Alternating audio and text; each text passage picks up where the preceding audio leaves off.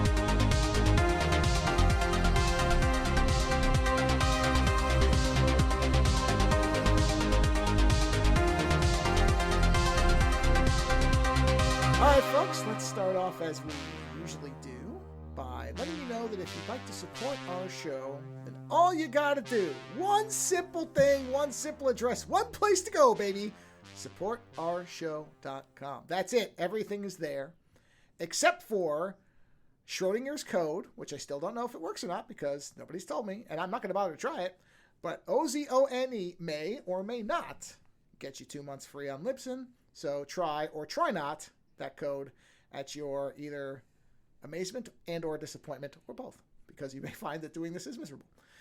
One other thing I wanted to slightly promote, I've talked about it, is that there is stuff that is now only on the Patreon, but it is at the free level. I'm not gating anything behind cost, but there are things I'm putting there because we can't put them anywhere else.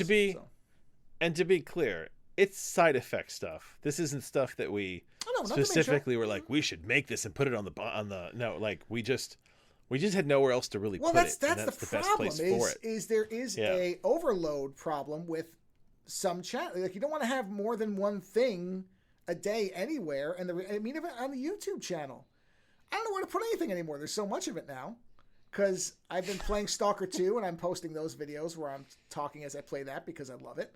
There's our videos, which we're already front-loaded on those through almost the end of the year, just on the Sniper Elite 5 stuff. And those are multi-hour long things. Plus there's the double features. Plus there's the shows. I put my art streams. I mean, this fucking thing is loaded. Like, it's probably one of the most active goddamn YouTube channels you'll find that nobody's watching, which is fine. I don't care. But I got to a point where I'm like, I can't put anything more here. Plus they're censoring the double feature videos for the video clips, so that's another reason that I'm using Patreon until they, which will probably happen at some point. They'll say, "Oh, yeah, figure it out." So whatever. I keep both copies of the videos. I have the censored and uncensored ones, so I'm fine either way. It doesn't matter, but it is an annoyance because it is again promotion for these things. We're literally giving them free promotion, stuff that other bigger channels get paid for.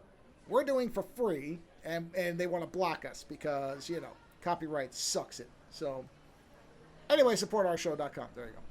That's our intro. One thing I did want to mention, I would forget if I don't mention it right now because I happen to think. Have you ever read the Harlan Ellison story, I Have No Mouth and I Must Scream? I've never read it. Jesus, years and years ago. I barely remember it. I've never read it. I know what I am going to read it now. I've really barely read any Ellison stuff at all. Not for any reason. Okay. Ellison... Oh, man, Ellison. Harlan. I like Harlan Ellison, but Harlan Ellison is one of these guys that, in real life, Harlan Ellison was a bit of an asshole, right? And he could be nice. He could be.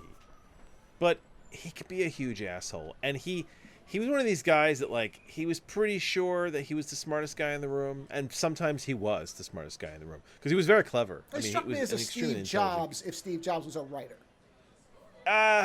In terms of the kind of almost what's the bipolar? So, is that where it's nice? So Jesus Christ, was it?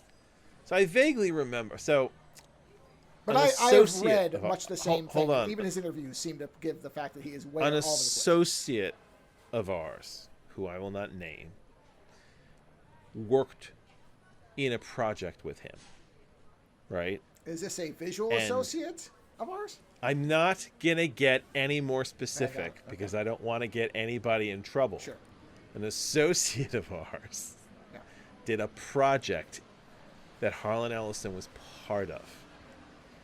And at what, to my understanding, like the wrap party for it, one of the producers brought his very, for lack of a better term, ditzy, oblivious, like, girlfriend. And she really had, she was arm candy, essentially. She didn't really know what was going on. She was kind of mouthing off. Sure. And Harlan Ellison just unloaded on her, like, mercilessly.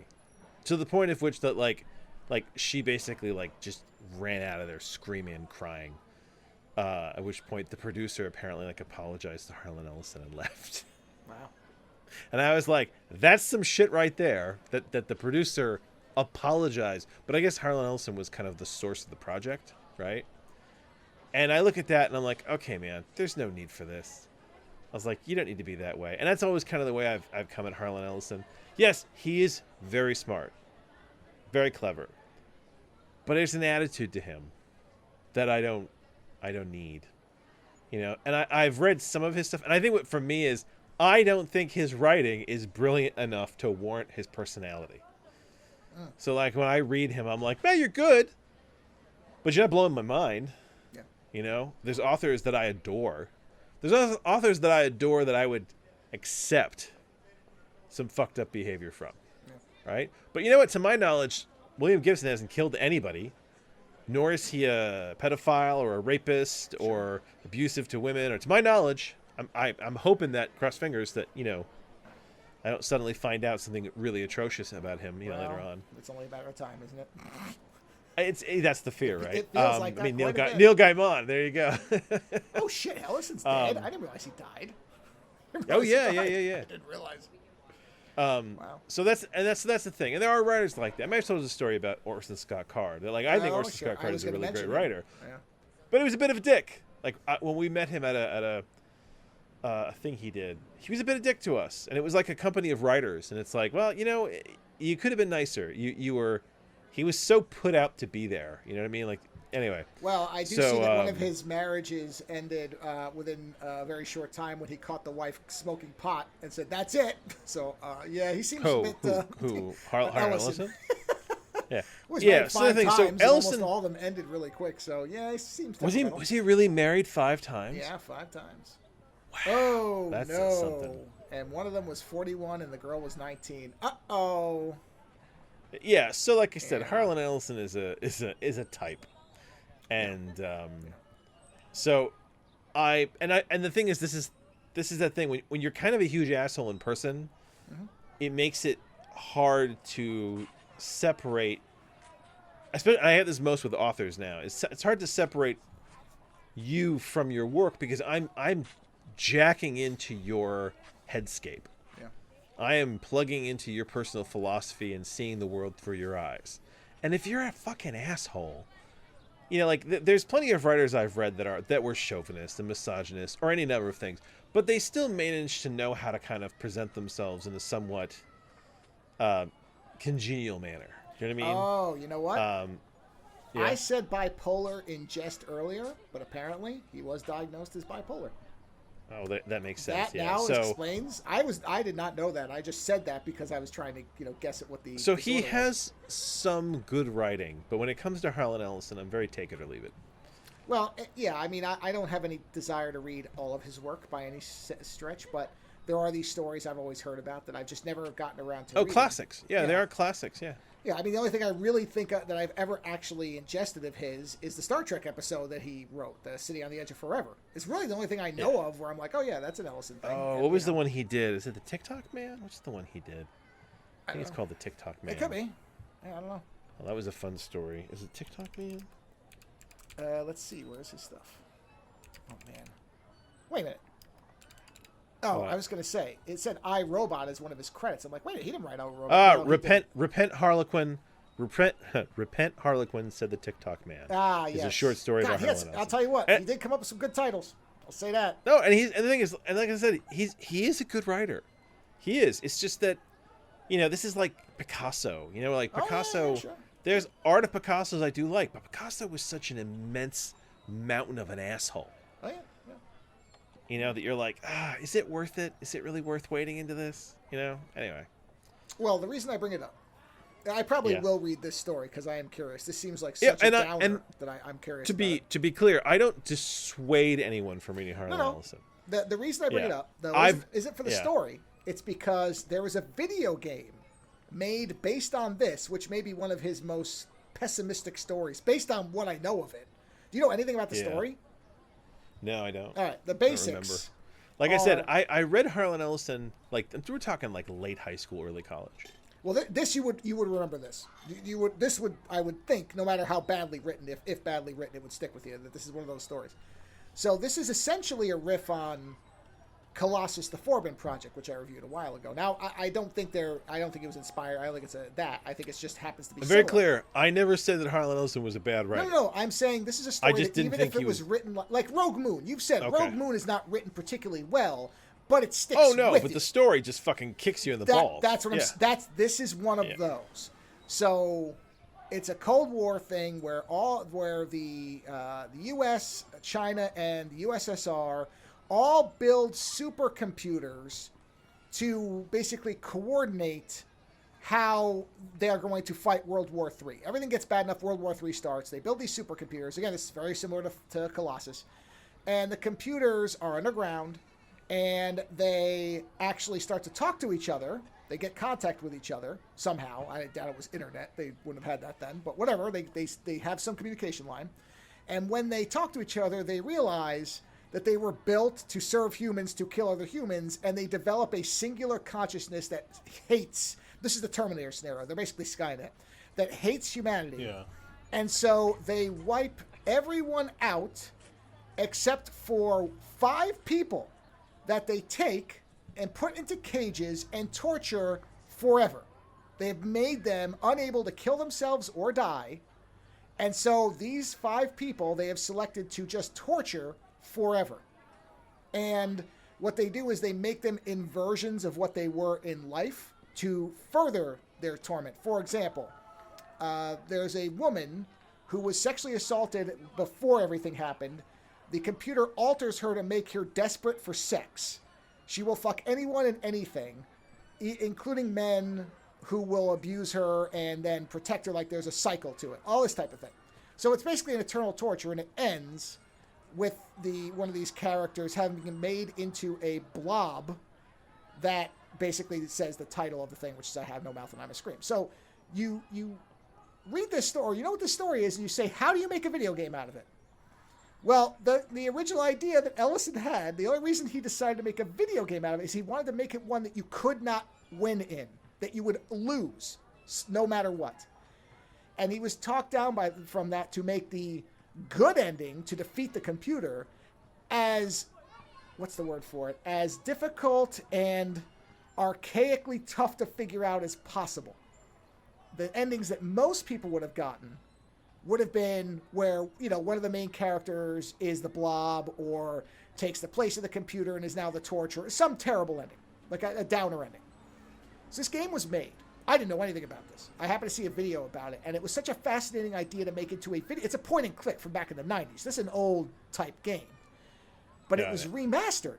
Are we talking like Monkey Island type thing? Yeah. Or, like what do you call it? Maniac Mansion type of thing, where you click on things and you're kind of, guiding it and picking options, that type of thing. Yeah. But there's no, combat really or anything. It's basically the story more or less adapted into a video game. So the game was remastered by Night Dive, who does a lot of remastering. In fact, they did the System Shock remasters. They've done a lot of stuff. And it was released as part of a pack of these games for $7. And I'm like, you know what? I'm buying this. I want to play this game because this game is from a period of time when games were not technologically advanced enough to require billion-dollar budgets. Therefore, anybody could really make one. You only needed a team of 5-10 guys or girls or whoever. Yeah, and time. And the time. But honestly, you could make a game like this at a scale that would allow you to make something that's so anti-mainstream how sales. else could a game? Yeah, how else could a game like that be right. made? And that pack has one other game that has But to be clear, yeah, I don't feel like I need that in my life. Oh no, I want to play this because I mean the story I don't care about. That doesn't. It's not going to bother me. I'm more fascinated by the idea because one of the characters is literally a Nazi. I don't think that they don't have swastikas. They weren't allowed to release it with that because I guess they thought the 8 people who might buy it in Germany wouldn't be able to. But whatever. He is a Nazi. He is running a concentration camp. I mean, he is, for all intents and purposes. But there's only 5 people, right? Correct, and you play as all of them. So each of them you play. Well, my question to you is, if there's only 5 people, how can he be running a camp?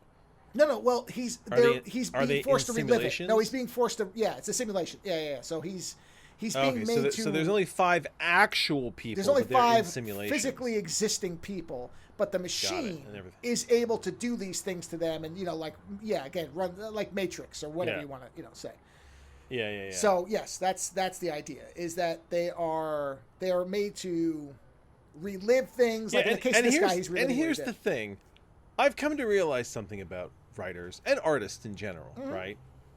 Is I do think to a great degree, I think art is always an expression. It is you are a certain type of person that needs to express something about the world, right? Yeah. And there's various many types of expression. But when you have, shall we say, a hard darkness in you, right? Yeah. I find that the art you create can, unless you are limited by market forces. So, for example, if you need to live off your art and you realize that no one wants to read or see art that's that depressing or that vicious or that evil, right? That will change you if market forces are important to you. But if market forces are not important to you, I don't think anybody needs that kind of art in their life. I think there's a lot of people, at least I don't. And I think there's people who want to read stories like that are so depressing because I think it shakes them out of their own life, or that it gives them the chance. And maybe that's what it is. Like, I don't have that personality trait where I read something really awful and I go, oh, well, that makes me feel better about the world. And it's like, no, I read that and then it just makes me glum because I'm like, oh God, that came out of one of us. Yeah. Like that, and I have that terrible mindset of if you can imagine that reality, then somewhere that reality exists. Right, like sure. That's just fucking awful. Well, the interesting part in particular with this is that in the story, and I'll probably read the story after I play the game because I'm sorry, or maybe I'll read it before. In the story, you don't really get any of the backstory on the 5 people. It's more about the It's more about the scenario and what the computer's doing to them. That's really the point. Yeah. It's not so much that you care why they were saved. You know a little bit. You know just enough that you understand their character traits are in many cases inverted. But that's about it. And so in the video game, when this was suggested... So they're all by and large good people except, that have been turned upside down. So in the original story, I believe everyone... Let's see. Yes, the character who's the Nazi is just an old man. He is still an old man in the game, but he's been changed. Because in the story, you didn't know why they were there. As far as you could tell, it was random 5 people. You know what I mean? And it was just that the computer enjoyed reversing how they were. Like, obviously, the woman had some kind of sexual trauma. You knew that. But you didn't know the details of it. You just knew that was why, this was torture for her to now be promiscuous when, in fact, she was very deeply harmed by this whatever the assault was. So in the game... What they said was, well, how are we going to make this? Number one, the guy in charge of it was like, why would you make this story? And they were like, well, because it's something different, and we like Ellison. And they were like, well, yeah, but how do you make this a game? The book doesn't have enough for this. Yeah. So they said to Ellison, no desire to play this. They said, well, why were these 5 people picked? And he was like, okay. Now I'm interested because he got to do the backstory. He got to do the progression. Yeah, exactly. And he voices the computer, which does tell you something. He's voicing the homicidal torturous computer. I was going to say, so this is something to remember, I think, when you read any piece of fiction, right? Yeah. Whatever it is you're reading, right? The author had to experience that first. They were the astronaut going into unexplored country on their own, and they had to occupy that space, and they had to build it. and they had to build it and they had to revise it, which means that for potentially long periods of time, whatever disturbing story you may have read lived in someone's head for years. Sure. And they revisited that space over and over. Yeah. Right? So, like, it's kind of a disturbing thing I've come to realize, because I occupy the spaces of fiction that I've written, and you know, for long periods of time, I was in them.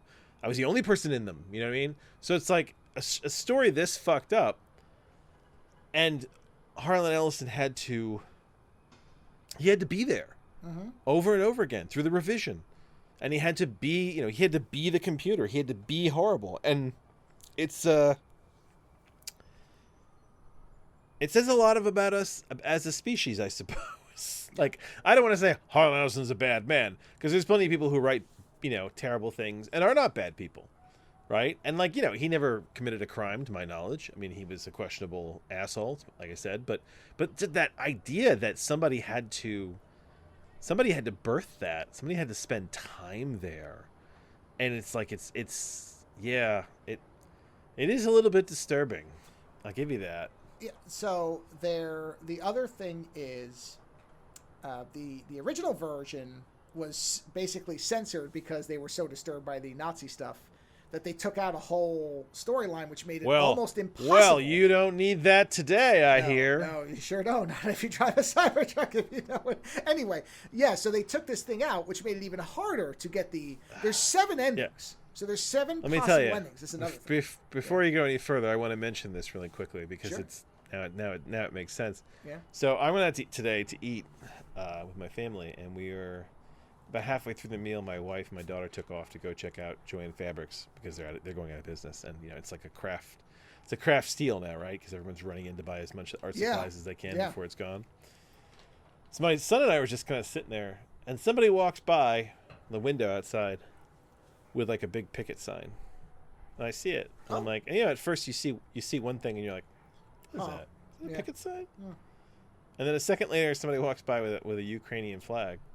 Oh. And like, my son looks at me, and I look at him, and I'm like, is someone coming back from like a riot or a demonstration? Rally, or something? Like, whatever. Yeah. So just sitting there, right? And then like 4 or 5 more people walk out. Oh man. And I'm like, holy shit, what is that? Wow. So then we walk outside. And as we walk outside, a bus pulls up, and like a public bus, and like 3 or 4 more people come out with picket signs and all kinds of that. I'm like, holy shit. And my son goes, isn't there a Tesla dealership right around the corner? And I was like, oh man, I was like, you were right. I totally forgot about that. So we walked around the corner and we looked, and there was damn near 100 or so people out front of that thing with pickets. It's becoming an organized thing. It's becoming. Yeah, they've got their signs, and they're just angry about all sorts of shit. And my son looks at me and he goes, I feel really bad for those employees. I'm like, well, I was like, you know, we're kind of living in this day and age that, I mean, you know, I know you need work, but if, you know, who you work for can, you know, maybe get you killed. I hate to put it like that, but, you know, it's like, in some degree, when something becomes something, you have to decide whether you support that thing or not. Yeah. You know, and like, I honestly, you know I'm pretty sure if you can sell a Tesla, you can sell anything. So I'm sure you can find a job someplace that don't want to burn it down. I feel bad for the guys who like created Tesla, because like no one remembers them, that they're the people who created it, and then, you know, Musk came in and bought stock and took over. Yeah. Right. And everyone's like, oh, didn't like this? There are honestly people who think that Musk created Tesla. I know. And it's like, no, he didn't. He just bought into it. I know. But yes, so now they're at the business end of it. So yeah, there was like 100 or so people, and they were just screaming and picketing, and I was like, yep, we're getting the hell out of here. And the thing is, I'll tell you what, because you know what, battery fires, they don't go out easy. You could hear them. You could hear them from, you know, from like a ways away, and it was interesting. It was I've only been near a riot. It wasn't a riot. That was a demonstration. But like I've only been near demonstrations like that once before. Yeah. And I was, what do you call it? I was in Paris during the transit strikes. Oh, Jesus Christ! How many years ago was that now? Yeah, that was a while ago. But yeah, I remember it. That was like years ago. Yeah. But yeah, when they had the transit strikes in Paris, I was there. And I remember I wasn't part of it. I was just happened to be there. And I remember in the morning walking past the fucking riot police, getting all strapped up in like their fucking body armor, and my wife being like, "Holy shit!" She's like, "I didn't realize that these guys got as suited up as they did." I'm like, "Are you kidding me?" Oh, it's not like it's like, in the of US, course man. they are. I was like, well, I guess it is for now. one, I should say it is now. listen, for one, the French are very bloody minded when it comes to this shit. Yeah, and I say that with guillotine, admiration. I say that with admiration, Yeah, right? no. They do not fuck around. Yeah. And I would hate to be a French riot police officer at the other end of that. Yeah. Yeah. Wasn't it in France where that guy built like a fireworks Gatling gun or something like that? I believe it was. Yeah, I think it was. Anyway, yeah. So, but being in the city, you could hear it when it was going. And it adds a very strange I don't doubt it. soundtrack. Yeah. So anyway, I was reminded of the Tesla thing because we were talking about Nazis. So go on. Yeah. So honestly, the thing that appeals to me is the multiple endings, because I'm really intrigued by the idea of the 7 endings. So I'm not going to use a guide or anything. I'm just going to play it. I may record like my first reaction just as I'm playing it for the first time, because I don't. It's just an intriguing thing as a piece of art. Plus, no, and that is the difference between you and I. I don't think I can handle that meanness anymore in my life. Well, I mean, it is just a game, and I'm not gonna. It's if it was with you will not internalize the narrative. No, because it is point and click, not mid '90s animation, right? I mean, it can only do so much to me. Because it's not photorealistic first person where you're literally could you imagine gassing that? children or something, where it'd be like, okay, no, I can't do a flashback to this. I mean, Spec Ops: The Line got close to that, where you realized that you white phosphorused a whole bunch of civilians and you saw their charred bodies and like women and children. Like that was a rough game. Do you remember when Call of Duty got in trouble because you shoot up the airport? Yeah. I know. Yeah, so, that was what were you, terrorists at a? I don't remember what the scenario was. You were what in it was an airport. I remember it was in an airport. Yeah, no, you were undercover with like a Russian terrorist squad.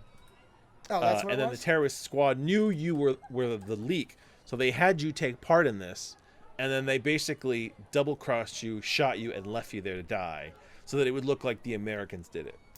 Oh, got it. Well, I mean, today that would certainly be grounds for imprisonment and deportment. So, you can't be going into a Russian airport and shooting it up, or you'll upset the leader of the country. Sorry, I'm not trying to get political. Just how could you avoid it? Anyway, so the reason the game is appealing is, like I said, and a lot of the artwork is actually. I know why it's a curiosity. It's an unusual thing in this day and age because they don't make you can't make a game like this now. It's weird that they remade it, like they finished it, it won a lot of awards, so it was technically recognized. It was the content that drove sales to the floor, because who wants to play a game that makes the most difficult thing to get the best ending out of 7? It's like you're likely going to fail in a way where everybody's doomed.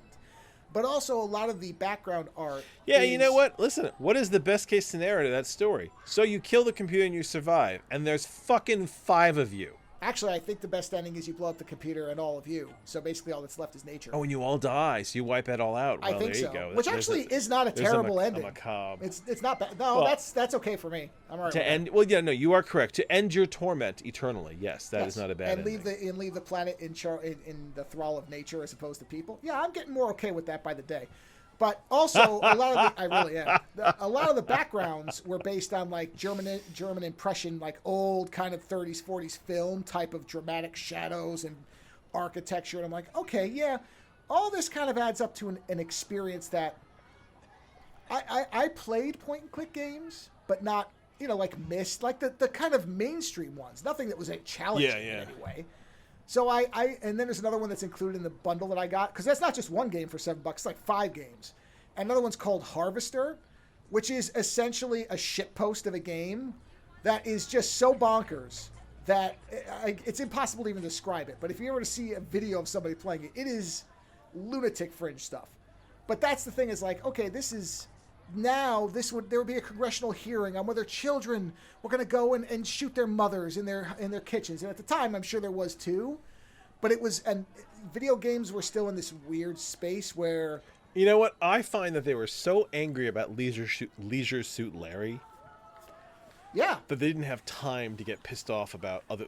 They were more. So basically, the gambit was Leisure Suit Larry and first-person shooters. So it was like Doom and Leisure Suit Larry. Yeah, well, that's the thing is these types of games like I Have No Mouth and I'm a Scream isn't really a violent game. It's adult themes, but there's nothing that you couldn't realistically point to this game and say this will make kids want to open up concentration camps. Like it's not. There's no way you could translate that to a rational argument. You know what I mean?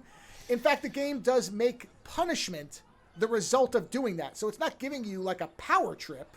If anything, it's saying that he is the one. No, the problem is you have to understand that it's punishment. You have to understand the whole game is punishment. Well, that's true. But the German character in particular is the one that is there is no hope with that character. He basically. And you know what? My other issue here is, why is it always hopeless? I mean, we talked about, maybe we niggled at this years ago, the idea that why does actual AI, always have to be terrible? Why can't it be something along the lines of Roy Batty, where, you create AIs? You know what? Well, same scenario. Let's find somebody who's not psychotically depressed. Sorry, no, but Asimov did that. Asimov did that. He did the one. Oh, I know that, but it's the whole idea, like they all started to work together for the benefit. Yeah, and they say, hey, you know what? Let's protect life. Let's protect all life. Let's stop life from killing itself. Right, but if you think about it, in this scenario, if these machines were created solely to make the most efficient way to murder people, it doesn't surprise that they would decide Then maybe they weren't fully artificial intelligences. Maybe they really just were machine learning. That's possible. Or they became sentient and correctly estimated that perhaps these people shouldn't be around anymore. And let's go back to, letting waterfalls and butterflies run the planet, Because No, see, hold on. That works if they wipe everybody out. But the fact that they were like, no, let's keep these 5 and eternally torment them, that says more to me. Well, but they're underground. So in theory... Doesn't matter if you can't fucking see it. Well, it's still the fact they did it. I'm not... Well, but that's... See, I would argue that we don't really know if that's bad. Out of sight, out of mind? Well, if their hatred... Okay. If the hatred of the supercomputer is solely directed, as far as we know it is, at the people who are the problem, then I don't really have an issue with it. Now, not these 5 people, but I don't know that the computer knows enough. You know what? This is in itself a weird Star Trek episode. Isn't it? Right? This is like, because like pick your captain, right? Pike, Picard, Kirk, anybody. No, it would Captain be Pike, Star because Trek. He has that mix of pragmatic and like No, spiritual. Captain. I know, but just a captain. The captain comes on a pristine planet, beautifully green, gorgeous. Everything's fantastic. All life is balanced. They did this. They did this story on Strange New Worlds. Remember? They did this story, the one where they were sacrificing the kid. That's a version of this. Yeah, but what I'm saying is then they discover that under the ground there's this supercomputer that is just torturing 5 people forever. Right? But the rest of the planet is beautiful and it's gorgeous. And they learn through, computers that the world was almost brought to the edge of extinction because the species on this planet was fighting. It was fighting so much, and that the computers were made for war, and eventually they computers joined up and made a super consciousness and turned on the sentient species and just kept these 5 that they could torture forever. What do you think Starfleet does? Well, what does Pike do?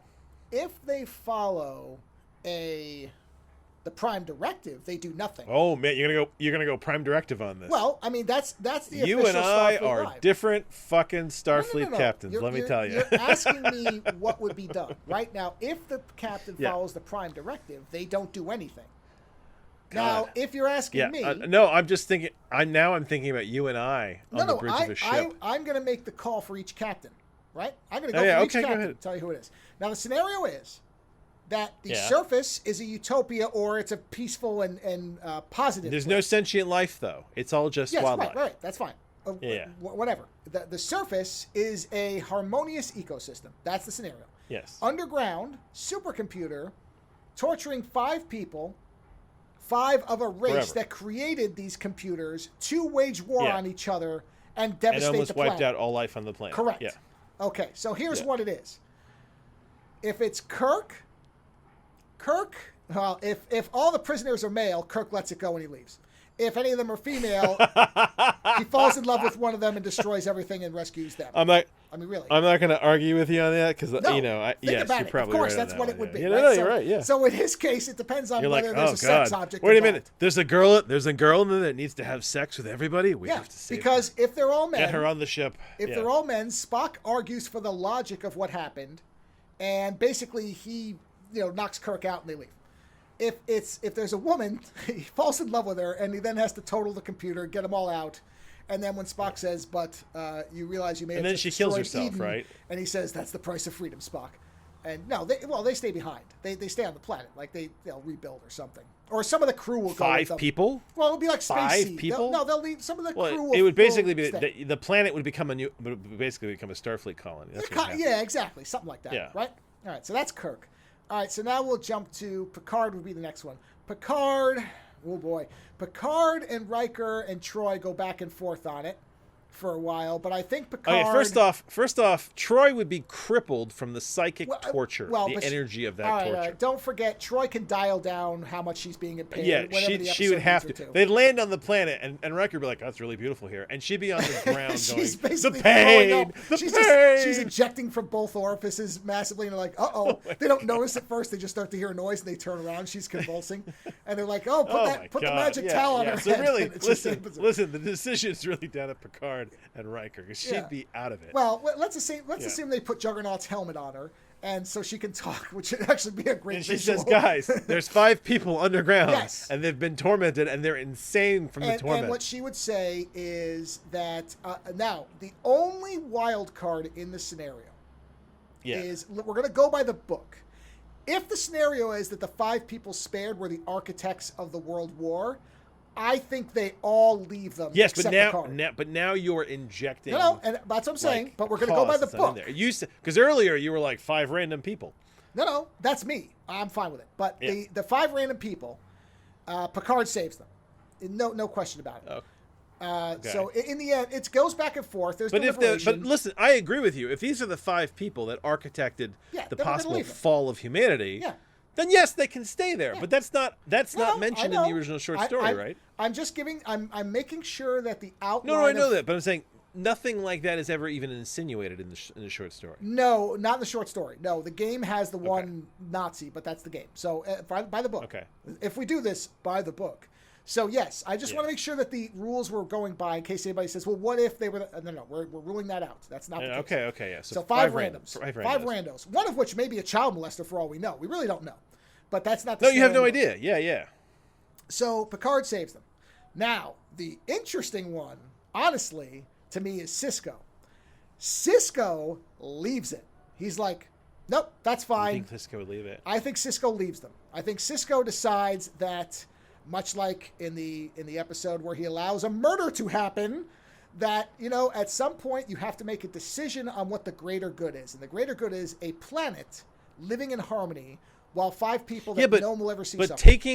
But that's the thing, is it ever implied that the computers are the ones maintaining the planet? No, but because they're focused on the 5 people, there's nothing else happening. Their focus is just that. Yeah, so if you turn the computers off and take the 5 people off the planet's fine. Oh, I suppose, sure. Well, then that's what you do. I mean, I don't see how that's like that's much of a question. Turn off the computer, take the people. Well, okay, let's say you can't do that, because obviously then that's what you do. My question, so you're the captain, and my suggestion to you is quite simple. Hey, this computer, if it ever gets bored with these 5 people, what do you think it's going to do to the rest of the fucking universe? Hold on, let me make sure. I don't know if let me look at this. They're kept alive. Tortures humans. Whoa. Okay, so apparently in the story, there's a giant bird that creates hurricanes. Okay, this book is sounding weirder. Yeah, so. You know what? I don't think we can go any further until you've read it. Yeah, I think you're right. I think we have to find out. Yeah. But. So needless to say, the game exists, and it is a curiosity. Yeah, and I'm going to play it because I'm curious about it. But I wanted to let people know that because I didn't even know this game existed. It was not playable unless you had an old Pentium computer, and some people do have retro computers for this.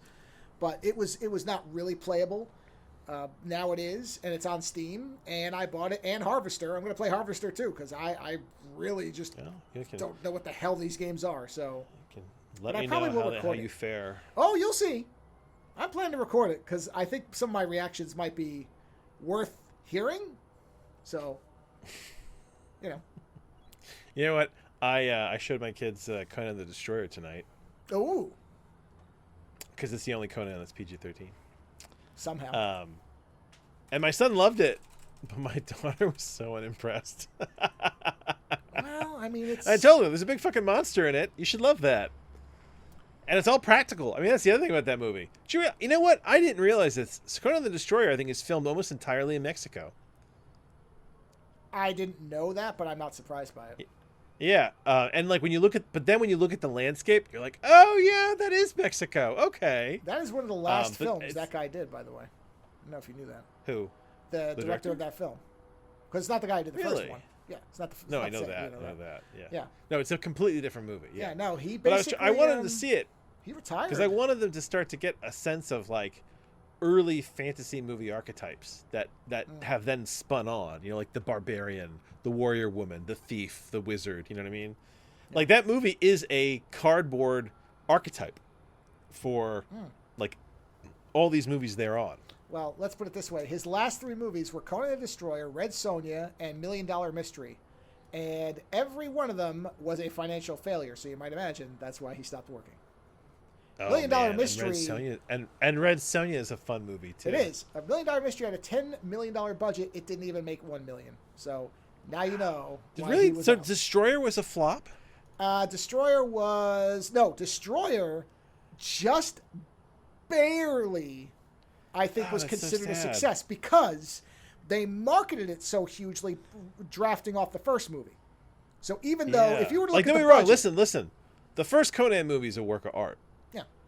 Right? The second Conan movie is popcorn fun. Well, the interesting part to me is, originally, from what I understand, Milius, the guy who did the first one, was going to do the second one, but then it committed to another movie. So you sit there and go, wow, what if... That would have been something different. Yeah. Yeah. But my suspicion is it probably still wouldn't have worked out because the reason it's PG-13 is the producer, Dino De Laurentiis, who has got a whole history to himself. To get it to more people, He thought that the reason the first one they thought could have made even more money if it had just been PG-13, which the first movie almost quadrupled its budget. So at some point you sit there and you go, yeah, this is the whole thing about the rich are never rich enough. Because if you look at that and you say, oh, yeah, well, it did okay, I guess. Motherfucker, it quadrupled its budget. Right? Come on. But no, you know better. Sure. You're going to take one of the most violent characters in all of literary hit. Well, one of them. Well, yeah. And that's the thing is they try so hard to curb it. But, I mean, there's decapitations. Well, you can't curb it. It's a barbarian. I know. That's the ridiculousness. And, and fucking Grace Jones. You know, Oh, she's great. She is so good. I mean, that's the thing is, it is a popcorn movie. It is nowhere near as good as Conan the Barbarian. But I can't show them that yet because it's R. No, and I have a wall here. No, that's a hard R. Yeah, it's a hard R. So there's a lot of things I like in this movie where it's like I like that there's wizards. I like that there's the wizard fight to keep the door shut. I like that Grace Jones is this amazing warrior woman. And honestly, what's really funny about her character in this movie is that she should have been the love interest. Absolutely. Like, and Conan even says it. She's like, "What is Valeria like?" And she's like, "Oh, she's like her. She doesn't look like her, but she's like her." And I'm like, "Yeah. Well, I always kind of thought that she could have done her own movie. She should have been in Red Sonja instead of him as like the co-lead. Like you could have done something with that character. She is so nuts. I love it. Yeah, I mean the shame with the horsetail. I mean, the shame of that movie is that.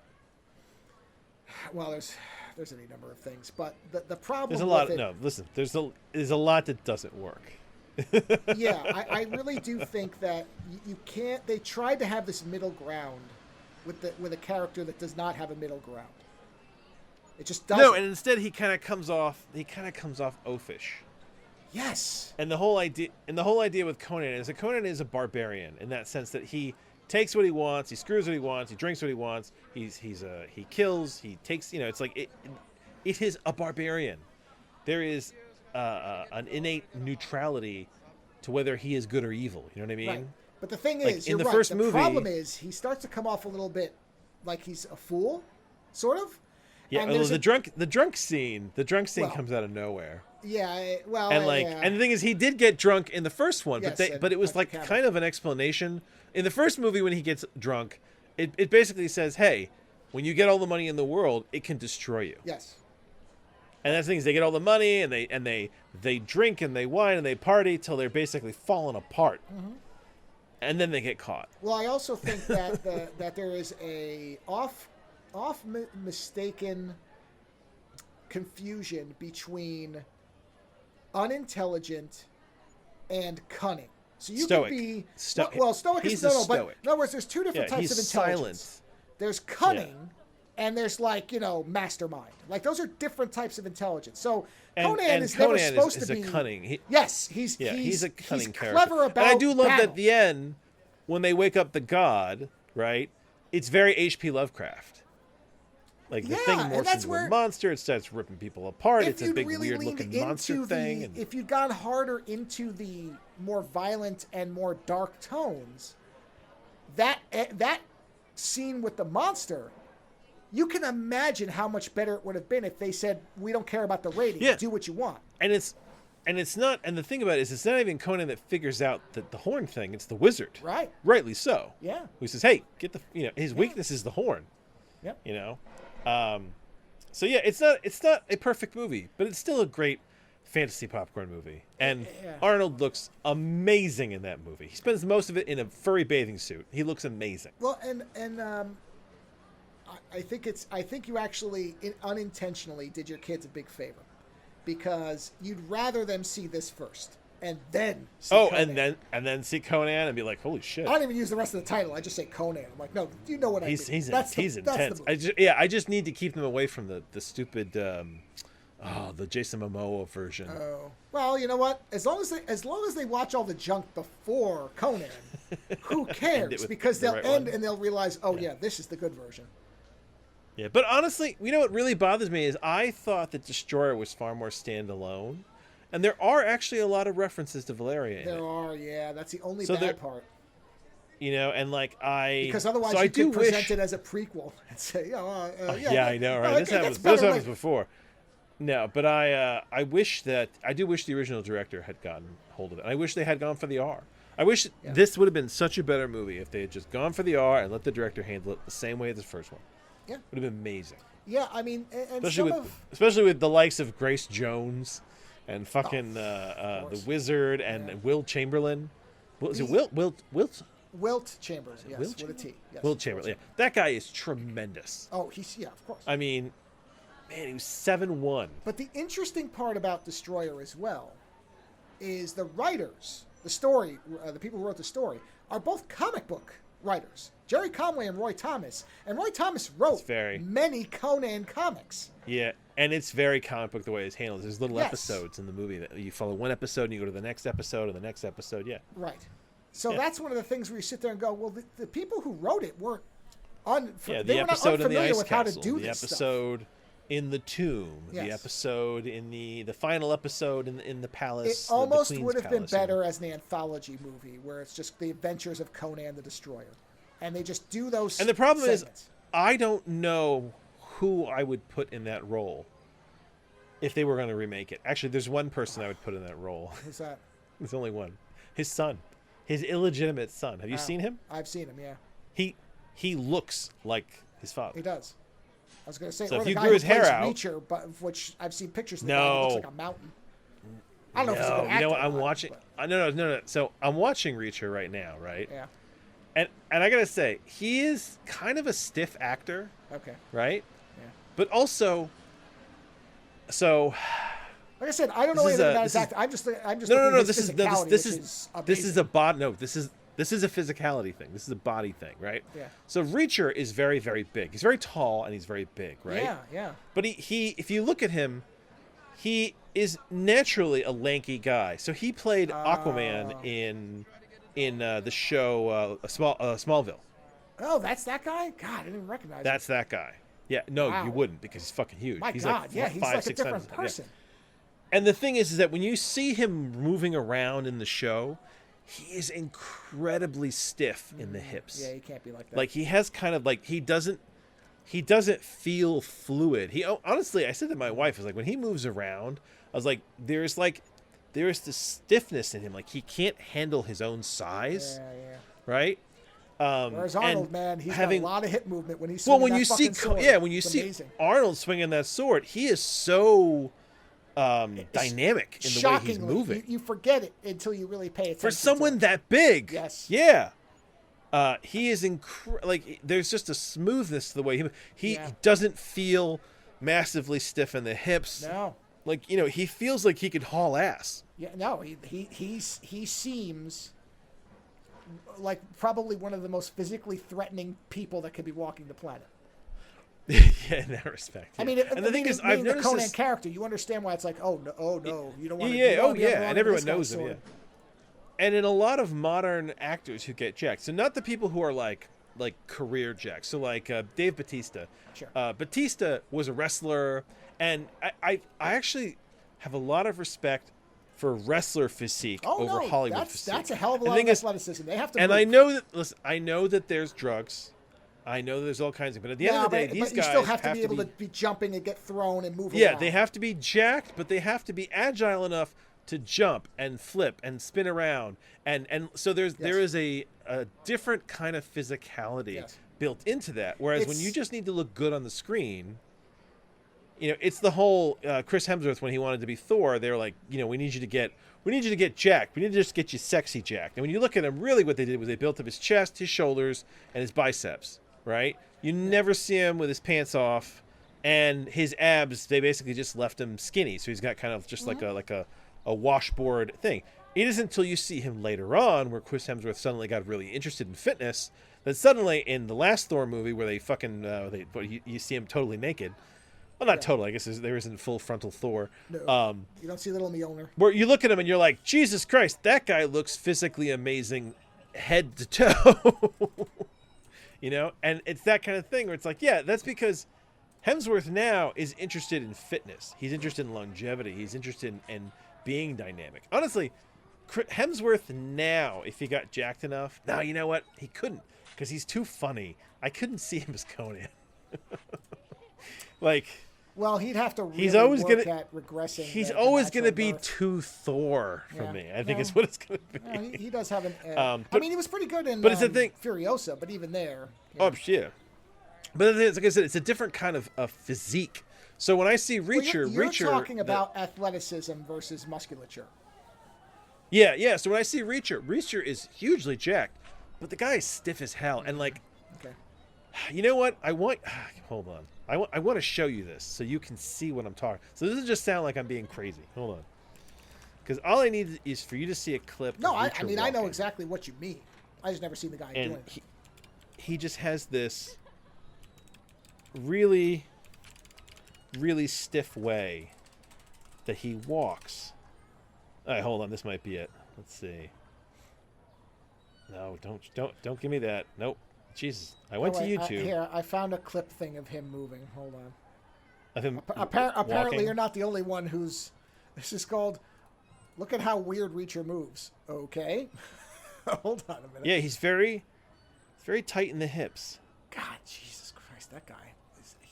He's huge. I mean, they were wrong. He's fucking huge. Yeah, no, I can see it. The bottom of him is kind of like it's like one of those Boston Dynamics robots where you can tell it can't really move right. Yeah, like the gimbal is in the waist. Yeah. Yeah, and the thing is, like I said, it's not that he's a bad actor, right, at all. He does the character. I enjoy the show, right? And he does the fight sequences. They're orchestrated around him, right? Yeah, but when you see him moving around, he does not feel dynamic. Jesus. And his fight sequences are not dynamic because Reacher's one of these guys. He's very straightforward. So like he's breaking limbs, And listen, when he did the guy who plays Reacher, he did a movie, the something of ungentlemanly, the Department of Ungentlemanly Behavior, whatever it was. Yeah. He was really good in that, and I don't doubt that this guy could be trained to move like that. Sure. I just don't know if a studio is going to bother. Remember, I'm pretty sure Arnold went after that training on his own. Didn't he get trained up to prove that he could do it? I think so. Yeah, I'm pretty sure there was stuff he was actively lobbying. Yes. Yeah, so it's part of it was I think he learned how to do the sword shit. Yeah, that's what I mean. So it sounds weird, but it is there's a huge difference between a Hollywood jacked looking dude and like a working jacked dude. And like, you know, a wrestler is jacked, but there is a working jacked to it because these guys are running, jumping, throwing each other around, falling through tables, and then having to get up and do it again next week. Yeah. So as big as you are, you need to be big. You need to be agile enough to squat and fucking throw yourself around, and yeah. No, I'm reading the stuff that Schwarzenegger. 18-month training regimen, besides running, lifting weights, rope climbing, horseback riding, swimming, slimming down. There you go. So he slimmed down. So he basically de-bodybuilt himself so that he would be able to move. Yeah. Man. Yeah, he gave himself more of a muscularly working body. Amazing. Yeah, and he looks incredible. I mean, that is why Destroyer is still worth watching. He looks amazing. Very good. Yeah. And when he starts swinging that, I told my kids, I was like, "That's not a stunt sword, by the way." I was like, "That thing is fucking heavy." Right. And they're like, "What do you mean?" And I'm like, that sword he's swinging around. I was like, "That thing is fucking heavy. I've swung that thing." I was like, "It is heavy." Crazy. So. Yeah. Yeah, you know what? That movie got stuck in my head the other day, and I was just like, "Oh, I got to show him Destroyer. Destroyer's PG-13." I was like, "We're gonna do that." It's like, yeah. Oh man, the Tree of Woe was built on a turntable, so that they could film it with natural lighting and keep turning it so the shadows would stay consistent. Oh, was that in the first one, right? Yeah, in the first one. Yeah. Yeah. Wow. That's funny. Man. Yeah. If anyone's listening, is anyone out there? Conan, watch the first one first. Second one is not as good. First one is amazing. Yeah. Wow. Yeah, this is crazy. His father's sword and the blade he finds in the tomb. Hand ground from carbon steel and heat treated and left unsharpened. Well, that's smart at least. At least they were smart enough to know not to sharpen those goddamn things, because all you gotta do is slip once and somebody's dead. You never have sharpened swords in the movie. Listen, there was a lot of coke and insanity back then, and it was Oliver Stone and Milius involved, so who knows? But that thing does weigh a ton. I've held a reproduction of it that's like supposed to be like factory or studio, what do you call it, specific to the original, like what he was swinging. And there were stunt swords that were like blunted, but they were swinging, heavy shit. Oh, God. They put animal blood on all the floors and for the puddles. That must have smelled great. Oh. Because the people had fake blood, but apparently they just got animal blood from slaughterhouses to throw everywhere else. Oh, God. Oh.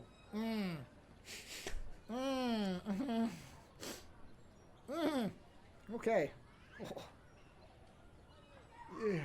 Oh, apparently, according to the American Humane Association, he actually punched the camel. They filed a complaint.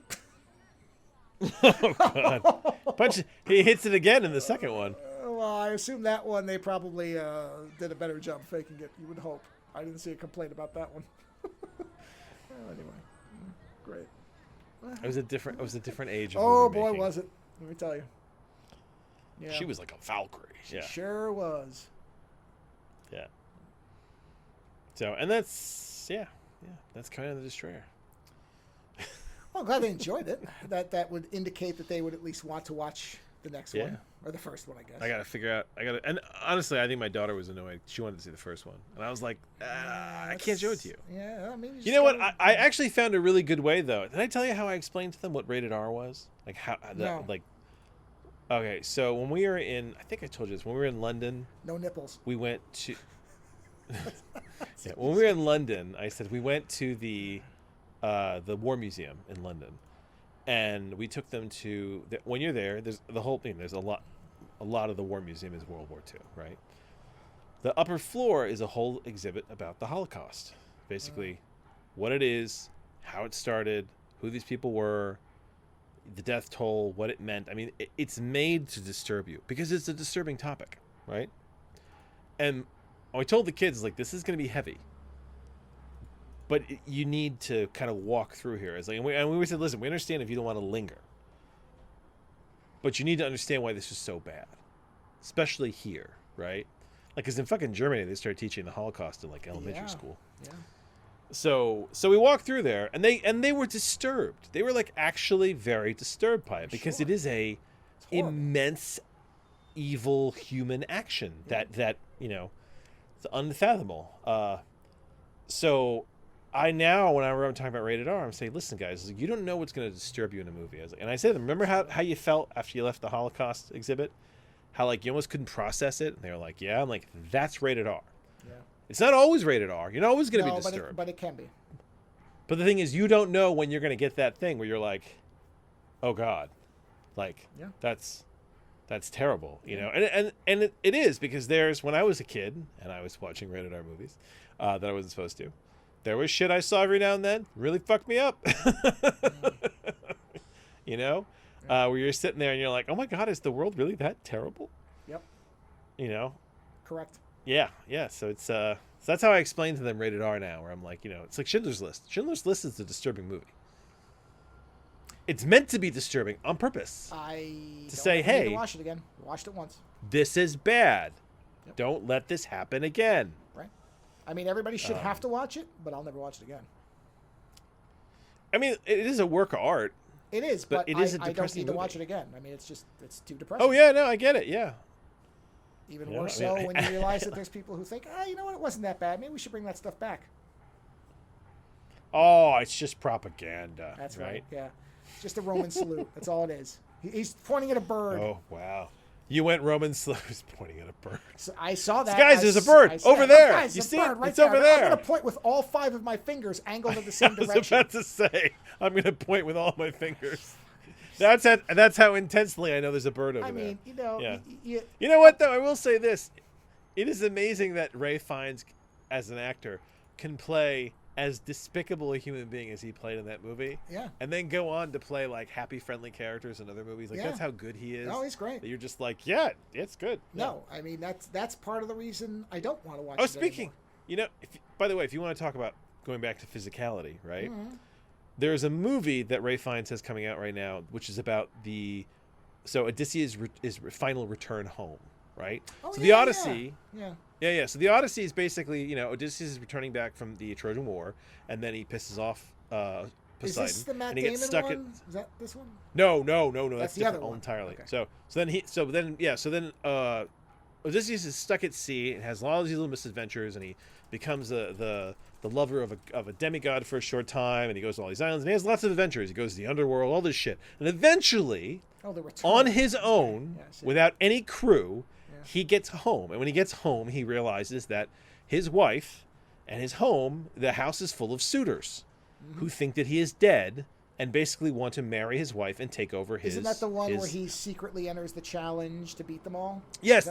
So he shows up and he hides himself as like an old man, essentially, so that no one will know it's him. Yeah. Because they're going to kill him on sight or something, aren't they? Because exactly. So then what he does is he sets up a thing that only he could pass, and then he passes it, and the weapon's already in his hand. Is it an archery? Archery, yeah, and then he fucking uses it to kill everybody. So the movie that Ray Fiennes is doing is about the moment Odysseus lands back at home, and the whole process of him trying to figure out how to get back to his life, right? The suitors he has to deal with in the world, he is not having seen his son for many, many years. Whereas the new Matt Damon Odyssey by Christopher Nolan is about the actual Odyssey, the entire trip, from the time he leaves the Trojan War and whatever misadventures Nolan wants to choose from the Odyssey, and then that will be that movie. So they're very different. But what I was talking about was that Ray Fiennes realized that to play Odysseus, he needed to get jacked, I see pictures of it. Yeah, and it's very interesting because he said he didn't want to get movie jacked. He didn't want to get like movie star jacked. No, he said, I want to look ropey I was because say, I want to look he like looks a conditioned. Like he's been forged in conflict, not working out. Yeah, and they said I want to look like a conditioned warrior, and they built his whole workout about that. But also because he was going to be moving around like that, they also needed to kind of injury-proof him a little bit. Yeah. So his workout is much more like running, climbing, throwing things around, and far less. We're just going to build up your pecs and your shoulders and your biceps so you look amazing. Where it's like, no, I need to not break myself doing this. And he looks really good. Like when I saw the trailer and footage I've seen, he looks loose, man. He's running around doing shit. Yeah, it looks like good. that's what you shoot for. He's got a very fake nose on, I think, but other than that, he looks good. Well, I don't think that's his nose. that poor guy. You know what? Ray Fiennes is a great example of an actor who can lose his hair and keep working. No, yeah, he looks good. You know, because like he has a horrible hairline, but he looked. Actually, it's not that bad. Some people when they lose their hair, it's going in parts, and that's tough to manage. He is at least going pretty uniform. It's relatively uniformly going backwards. That's okay. Oh yeah, but you know when he played Voldemort, he had a shaved head. Yeah. And listen, if you're a good actor, there's always a wig. I was going to say they'll make it. Listen, how much they paid for Sean Connery's hairpiece for Isn't that like October? 20 grand, I think. 30, yeah, something like that. Yeah, that's good. Hey, it's a good looking wig. It looked great. Yeah, if they want you bad enough, they'll make it happen. So that's you know, honestly, it's always weird for me because on Halloween, I always debate being somebody with hair. And I've bought wigs before for Halloween, and it's always so weird to me. And I finally get to a point where I'm like, Jesus Christ. I was like, what the fuck do you do with all this? Yeah, because I've had a shaved head for decades now, many decades. So the idea of having like long hair everywhere, like just at first I'm like, ooh, it looks so good. And then I'm like, get this fucking shit off my head. I don't have a shaved head. I have not had to deal with like the front part of my hair hanging in my eyes in quite a while. And I don't miss that because I've worn a wig a couple of times. I'm like, oh, fuck. No, you got that. You've got that Gallagher look going. Oh, I've got the wreath. I'm getting. Eventually, I'll be like Reggie Shakespeare. Bannister from Phantasm. No, you're like Shakespeare, man. Well, now be Shakespeare. But I'll be Carlin eventually. Except with way more weight. I've never seen a picture of George Carlin looking like he weighed more than 100 pounds. So I mean, I'm sure. No, he was always a lanky guy. Yeah, he was always a lanky guy.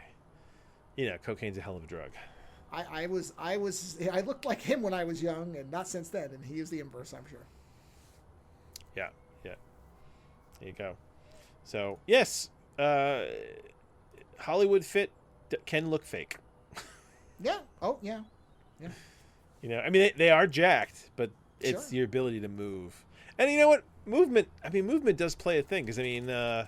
I've told you in The Mandalorian how like you can tell when it's not Pedro Pascal. Oh yes, no, yeah. Because whoever's wearing your wife it spotted immediately that it was a female. Yeah, she's like, that's not him. It's like the way he's moving. Look at his hips. Yeah. You can see it. I mean, this is famously to really take this in a weird direction. There's a low budget, basically. I don't even know what to call it. It's an imitation of Texas Chainsaw Massacre, but it's called the Nail Gun Massacre. And it's terrible. It's a terrible movie. But basically, it's about the movie starts out, as so many of these terrible movies do, with a woman being gang raped. So, starts off great. And then over the course of the movie, suddenly, a little ways after that, a killer starts showing up and nail gunning the guys who were involved.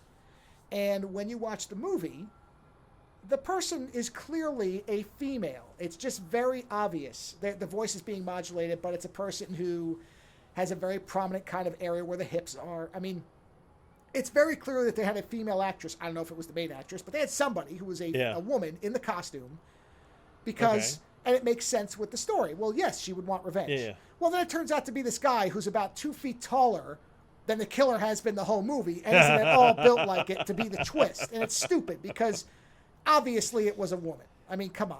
So it's a dumb misdirect because it doesn't make any sense. But if you were to look at the pictures of the killer, you would immediately, and of course because it was a gang rape, and it's probably because they never specifically say it, but the idea I think is supposed to be that he was in love with her and found out what happened and, decided to get revenge for her or something. I mean, it's not a movie you have to deeply analyze. I wouldn't even bother even reviewing it. It's so bad. There's really nothing of any real merit to it. It's just a rip-off film. it's trying to be the Texas Chainsaw Massacre, but mixed with I Spit on Your Grave, I guess. It's the New Hampshire Nail Gun Massacre. Sure. Kerfuffle. Kerfuffle. Yeah, that's exactly what it is. It's a kerfuffle. Nail gun right? Kerfuffle. Listen, I wouldn't want to be a part of a nail gun kerfuffle. No. Well, I mean, although nail guns frighten me. and they should. I mean, if you're not careful with them. The number of people who've gotten those lodged in their head accidentally and then left them there for a while. Oh,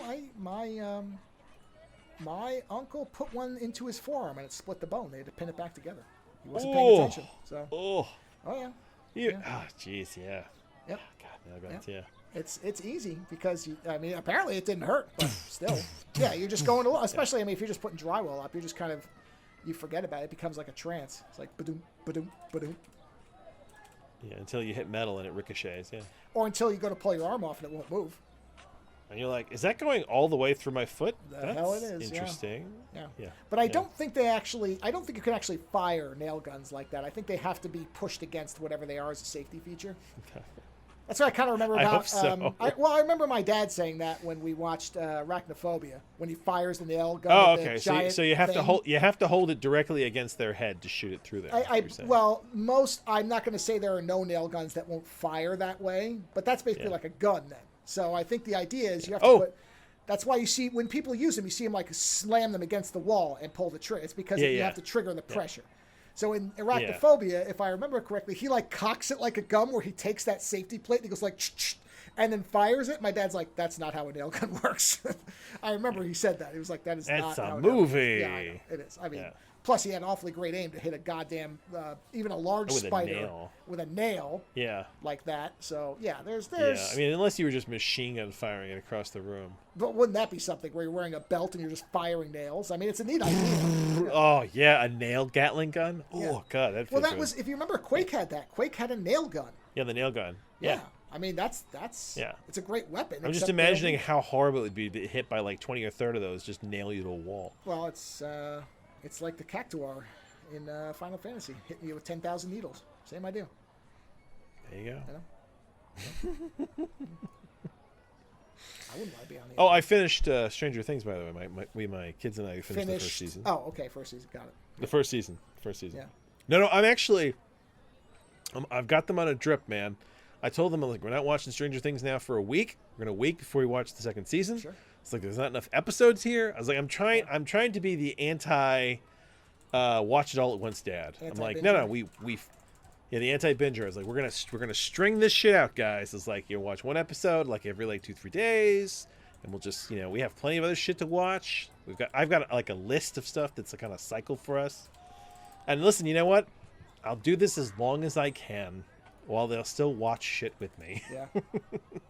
I'll get a drip of like new and old stuff, and we're still watching Next Generation. Oh, they're so still interested. You saw the part I was talking about with what's his face reviving Will in the Upside Down. Then.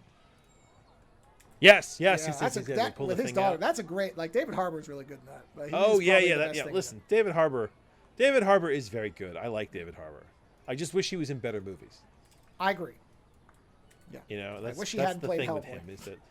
Not that Hellboy. I hate to admit this, but I don't like that movie, but I kind of like his Hellboy. That's why I'm saying not in that movie.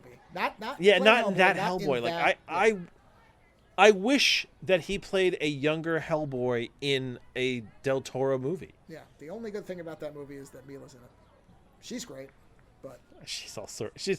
I'll give it this. She's all kinds of weird in that. Yeah, which I dig.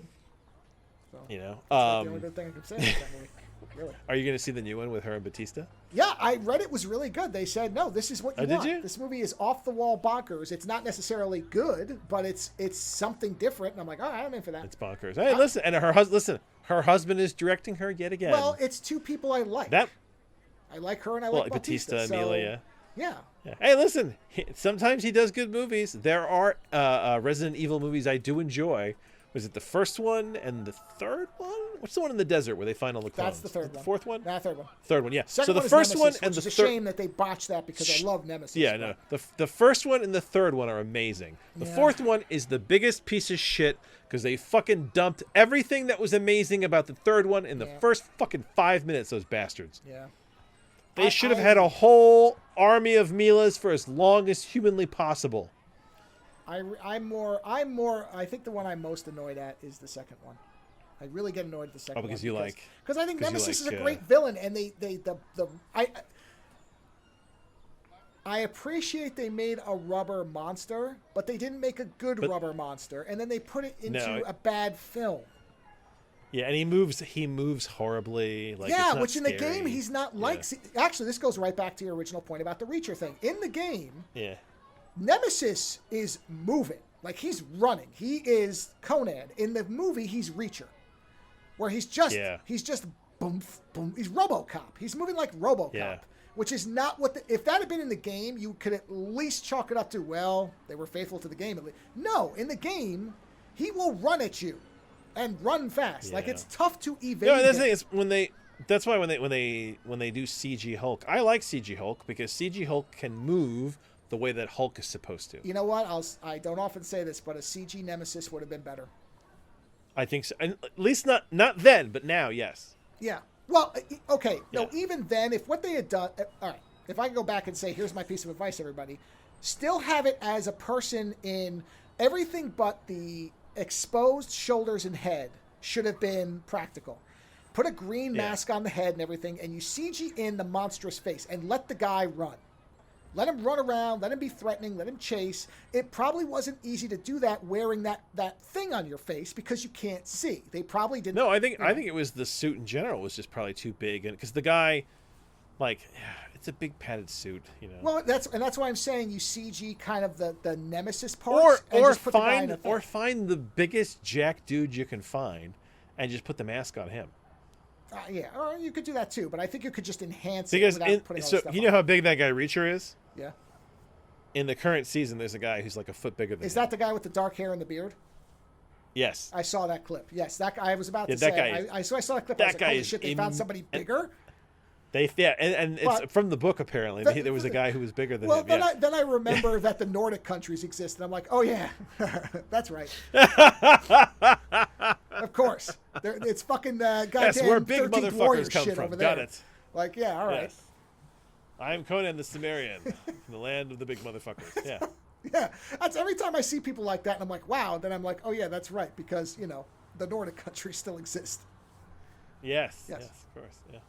Not everything is bigger and better in the U.S., physique being one of those things. Genetically, others are superior. They're different. They're definitely different. Well, they come out bigger, I guess. They come out bigger. I mean, I feel bad honestly, for natural births, but a large portion of that too is that it was a very protein heavy diet. Like, they lived off of basically root vegetables and meat and dairy. Yeah. Like they say, cheese. So like basically milk, cheese, like meats and root vegetables. That was the diet of the Norwegian Viking diet. Sure. Yeah. I mean, I told you the whole theory they have about why the natives turned on the Vikings. Oh, you did. We did, but I don't with the remember cheese. Yeah, because basically like native tribes were essentially like kind of lactose intolerant to cheese. That's it. And so when the first Vikings showed up, there was a colony, and the colony traded with the natives, and this is like up in, I think, in Newfoundland. And the guy who was heading this group basically said, trade everything but weapons. No weapons. There's no trading weapons. So they traded with them, and everything seemed fine. And then, like a short while later, they were like attacked. They were attacked hard, and we're shitting fire, you assholes. The colony barely survived, and they were like, "What the fuck just happened?" And they were like, "Yeah, maybe we should pull out of here." They're like, "This isn't the Vikings." These Vikings were looking for like basically like logging. Like they were just looking for resources. They're like, they're not fighting a war for this. So they left. But the theory that historians have is that they may have inadvertently poisoned the tribe because they wouldn't have had the stomach to handle the kinds of cheeses and stuff that the Vikings developed to make the milk go further. Yeah. And you're like, yeah, I mean, I can't imagine. I can't imagine any of us in the modern day would have been able to handle one of those cheeses. But yes, cheese, root vegetables, and meat. That is your Viking diet. That's what got these guys so goddamn big. Yeah, I believe it. And then, lots of hard work and living at sea. Sure.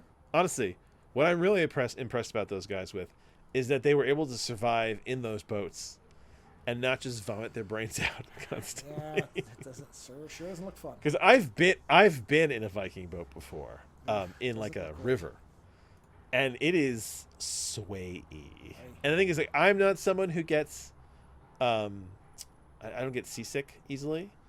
The most seasick I've ever gotten was in a submarine, and it was only when we were at the surface, and something about being just under the water and getting tossed around, that made me feel like shit. Yeah. But on a boat, like a proper boat, in my mind I'm always like, yeah, we're just dancing, man. We're just dancing around. Yeah. The room is dancing with me. We're good. I imagine if I tried to go to sleep in that, though, I would probably. That might be trickier. That's why they had hammocks, because the hammock would just sway. I was going to say, that's you want something that just keeps moving, and you never know about the movements. What does it? Yeah. That's why hammocks are so great. Body goes into a panic mode because you think everything's. I mean, you've seen the footage of these giant cargo ships where the guys like jump as the boat shifts around them and they fucking link. Yeah. Yeah. Well, I mean, it's just like anything else. You get used to it. Cargo ship, man. That must be a weird, spooky ass fucking job. I'd imagine. Yeah. I mean, everything. I mean, that's got to be Ghost Story Central.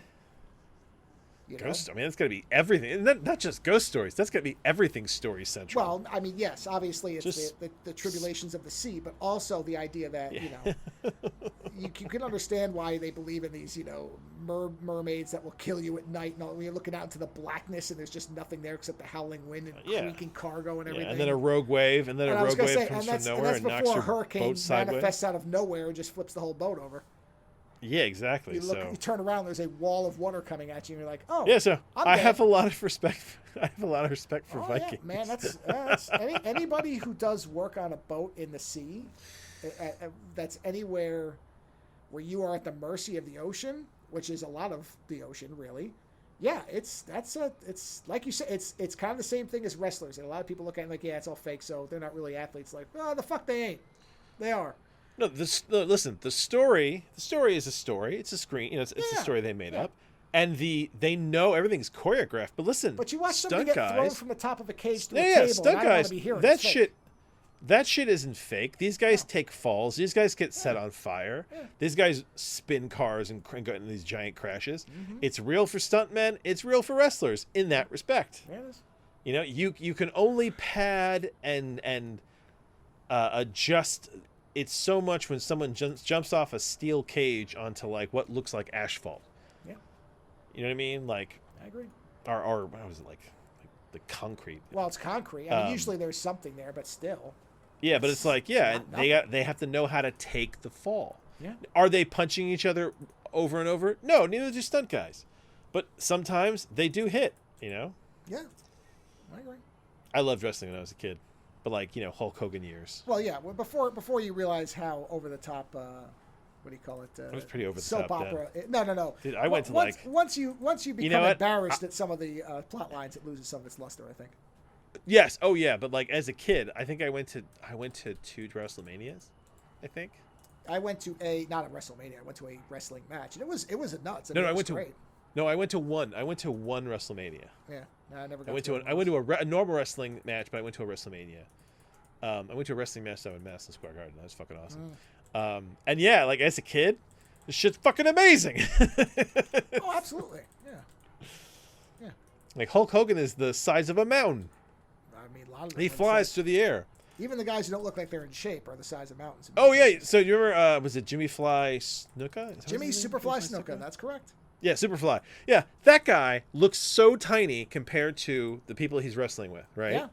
But then when you see that guy separate from them near you, you go, holy shit, that guy is huge. It's like basketball players. If you only see them on TV around themselves, they look normal. And then you see them next to a sportscaster, and they're 8 feet taller. They're fucking huge. Yeah. Dude, Wilt Chamberlain makes Arnold look like a short dude. Shaq. There's a scene. Hold on. There's a scene in Conan the Destroyer where Wilt Chamberlain is escaping with the Virgin, right? Mm-hmm. And he grabs her by the waist to pull her out of like the cave opening, and he grabs her and he picks her up and he puts her down like a little toy. And my son goes, "That's a really small woman." I'm like, "No, it isn't. That's a huge fucking dude." Is what that is. Yeah. I was like, "She is normal size. Right. He's not double XL." Right. So yes, that was a big guy. He was. Anyway, we did not watch a movie this week. Nope. But we have stuff on the horizon. Did you bring anything? Nope. Or shall we just No, we're fucking done. keep going? Well, Are we done? I can have just keep nothing else. going. I have nothing else. So my stuff was my stuff was the game at the beginning. That's all I have. Other than that, I have nothing. No, listen, we can do it short this week. That's I was going to say, we haven't done a 90-minute show. I don't even know when the last time was. Jesus. If you have something else, it's fine. I'm just saying, I have nothing. No, I listen. You know that I can talk to you for hours. Well, sure. But so if you want to just keep going, you and I can just talk about shit. Because there's plenty of shit to talk about. You shut the fuck up! Exactly. But specifically brought to the table? No, that was it. Yeah. That's all. We didn't watch a movie, so it's like we just kind of had and plus I have to say, Joe and I were recording a little earlier than normal. So that also takes a day out of it. That's why we didn't watch Yeah. it. So. Yeah, exactly. But I didn't this week. I really didn't feel like watching anything new. I watched a lot of stuff I'd already seen, so there's really no point in re-reviewing it. Comfort stuff is good. No, it wasn't even. It was just stuff I kind of thought of, honestly, like that Memories animated movie. I haven't watched that in a while, and I just had the desire to watch it, so I watched that last night. But I mean, there's no point in re-reviewing it. We've talked about it multiple times. It's great. Oh, you know what There though? I do want to close on something though, Sure. before we go, because it just did occur to me, and I wanted to mention it too. Yeah.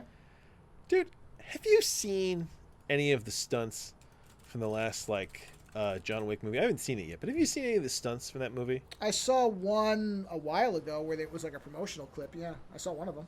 All right, so I watched series. But...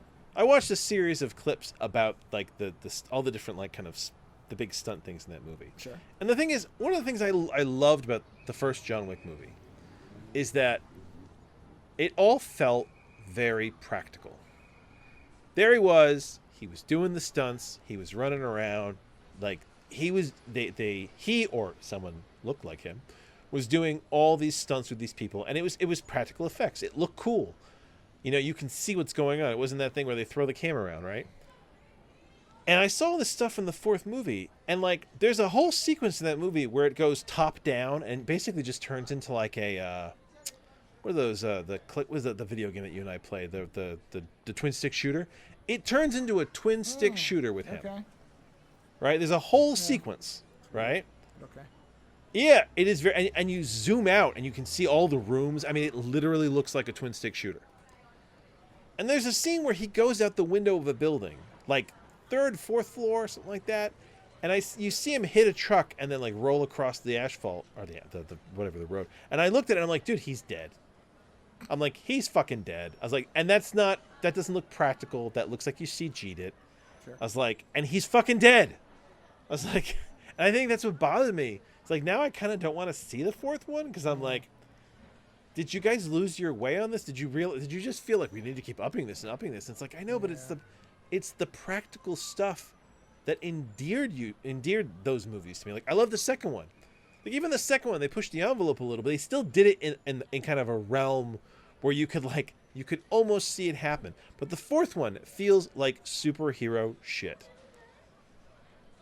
And the thing is, do you remember when they did Daredevil with Ben Affleck? And yeah, of course. He was just flying all over the place like he was some kind of superhuman. Uh-huh. Right? And I was just like, people don't move that way. Yeah. I was like, you guys are so floaty because it's not really happening. And another example of this is when they did the Daredevil show, that show feels very grounded. The way he moves around, the way he's doing stuff, it felt like they really tried to ground some of that. I mean, his ability to take damage is incredible, but they tried to at least bring some of it to a human level, the movement, right? But then when you watch Daredevil show up in the She-Hulk show, which I do like the She-Hulk show, again, he's very floaty. He's very Ben Affleck. Now, I haven't seen the new show, the Born Again series. Right. Although I do know that it starts with Bullseye fucking wiping everybody out. Which feels like a weird choice. I think unless they're doing. I think they're going to bring it back. I think they have. I think they did it in the comics. They did that whole thing where basically Foggy they They faked Foggy's death. They did the same thing. Yeah. That's why I think. Yeah. So it's just they made too much of a. I mean, if they don't. Ballsy if they didn't. But either way, it's that floaty, and I think I get annoyed because it's like I like it when the action sequences are just like, don't get me wrong, there's a time and place for insane CGI action mayhem. But like, especially for something like John Wick, which was like the antidote to that. It was the whole, these are all actors, they're moving around, look at them dodging and moving and doing stuff. This is fantastic, right? And seeing, like, especially the twin stick shooter look. I mean, you should see it. It's probably on YouTube. I don't know what it's called. Is it called the? But it just. Shooter? Yeah, I wonder if it comes up as that actually. It probably does. Let's see. John Wick. Twin. I doubt it actually says that, but it's probably. No, but you know what? There might be somebody out there like me. I can't guarantee it isn't. I would just be actually surprised if they call it twin stick. Overhead gunfight. Oh, that's with the dragon's breath rounds. Okay. All right, hold on. I'm going to send this to you. Let's see. Oh no, ads. Well, you can just hit the share button and copy the link. I am. Hold on. There you go. I've sent it to you. Oh God. Yeah. So. I already don't like. So this. wait. Right. Hold on. And the second it goes overhead, you're like, oh God, I've played this game, I guess. Yeah, I do like that gun though. I mean, the gun is hilarious. I mean, yeah. But just wait. No, I see it. I just skipped to it because I don't need to. Oh, okay. Yes. Yeah. So you see like the overhead, right? Yeah. I mean, I've seen shots like this before, but it's not. And like, great. I'm so separated from the action. Like. Yeah. Yeah, they're trying to do. Although you will like it, because there's a scene where there's a guy attacking who's got a dog, and he can either shoot the guy, or shoot somebody else who's about to kill the guy's dog, and he shoots the guy who's going to kill the guy's dog and saves the dog. He made the right choice. So I give it. I mean, I give it that. At least that heart of the character still exists. Oh, that's good. I like that. But yeah, like that, like it's like, yeah. I didn't need that in a John Wick movie. Yeah. I was happy. With the But maybe they just feel like they have to up the ante. They're just like, no, it's got to be more. So, I think that's it. I didn't know if you'd heard about that, if you'd seen something like that. No. Honestly, I don't really care about John Wick. You're not really into that kind of action. No, I mean, I've watched some of the, particularly from the first and second one, I've watched some of the fights, which are great. Like or the stunts, I should say. Fights. They're great. The stunts, but I don't care about the rest of it. It's just not. I just thought they were fun. Bad. They're fun stunt movies, and when they suddenly become, like, look, it's a twin stick shooter. Look, it's we've gotten into like that floaty superhero. It's like, no, I don't want CGI action. Like, I want the guys actually doing it. I mean, like, what makes Jackie Chan so amazing is that guy moved. He did this shit. That's why I like. Now, good and bad, there's a safer way to do it, but he still did it. True. Yes. And that's when you look at it, you're like, Jesus, that's amazing because you did it. Mm-hmm. And I love the first John Wick because he is doing it. He is doing all the activities like they So yeah, I was kind of bummed when I saw that. It's like, oh shit. But I mean, should I really complain? It's the fourth movie in the fucking franchise. Think about that. Years ago, if you were like, "Oh, it's the fourth one," that was like a joke. Like when they were like, "Oh, look, they're gonna make Rambo 26." I mean, I'll say this: it doesn't look cheap and stupid. So no, it doesn't look cheap and stupid. It's just I just feel like they've lost some of that fun practical effect that I so enjoyed. I think you hit it on the head. That's like you have to keep doing bigger stuff. So what can we do? We can't do. How much more intense can we make the gunfighting scenes now? Well, we can't really unless we start doing weird stuff with the camera. Although, I do think it's very funny that he has like a bullet. He has got the bulletproof coat. Yeah. So when there's a gunfight in the streets of Paris, and he's running around and they're fighting through the traffic, and he keeps pulling the coat over his face. He's like shooting at people, so they don't get a headshot on him. Yeah. And I was like, it's very funny. It looks so funny. It's very, it's very old school Batman, where you're like pulling the cape over your face type of thing, Except it's a suit coat. It's amusing. So, but yeah, you know what? If anybody has an opinion on that, I'd be interested what their thoughts are, and how they, especially for someone like me, or, someone who might be like me, who really enjoys the stunt aspect of the John Wick movies. I mean, I don't care about the story. Yeah. I'm there for the stunts. I love the way they do these elaborate action sequences. Sure. And seeing that overhead shot, I'm like, that feels so gimmicky. That feels like the thing that puts me off of action sequences, where I'm sitting there going, I feel completely detached from this. Right. It feels like I'm watching a video game. Yeah. I get it. So. But now we can end. There you go. Yeah. That's it. So, we didn't do a movie review. So, if you're in the mood for weird video games, like I said, you can get a bunch of them for $7. I put a link to it in the show notes. So, if you're in the mood for that and want to be able to play it in a remastered version, there you go. And, other than that, that's it. Have a great weekend and enjoy the time we've given you back in your lives. Anticipating a 3-hour show, and it's only about half the runtime. I didn't even have to play my magic sound effect. And on that note, everybody, have a great weekend. We'll see you again next week. Visit OzoneNightmare.com to subscribe to new episodes, browse through our back catalog, or to find links to support the show. Follow @OzoneNightmare on Twitter for the latest episode postings and other show information. If 280 characters just isn't enough, you can always email us, theozonenightmare@gmail.com. The opening theme for the show is provided by Heartbeat Hero. The closing theme is provided by Ogre. Please visit and support these artists using the links in the show notes for each episode.